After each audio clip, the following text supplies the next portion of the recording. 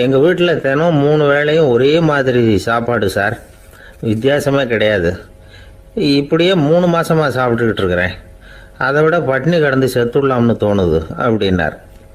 ஒரு பெரியவர் சொன்ன தத்துவத்தை சொல்கிறதுக்கு ஆள் கிடைக்காம தவிச்சுக்கிட்டு இருந்தோம். இப்போ ஒருத்தர் கிடைச்சிட்டார். விட்டுலாமா? உடனே அவரை உட்கார வச்சு சொல்ல ஆரம்பிச்சிட்டோம். அதாவது நாம் அனுபவிக்கிற உணர்வுகளில் களிப்பு, மகிழ்வு, ஆனந்தம், இது 3க்கும் ஒன்றுக்கு ஒன்று வித்தியாசம் உண்டு. மேம்போக்காக பார்க்குறதுக்கு இது 3 ஒன்று மாதிரி தோணும். ஆனால் அது அப்படி இல்லை.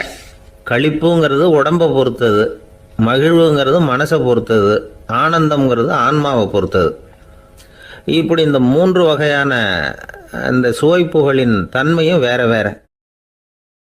இதன் தொடர்ச்சி களிப்பு, மகிழ்வு, ஆனந்தம் பகுதி 2 பார்க்கலாம்.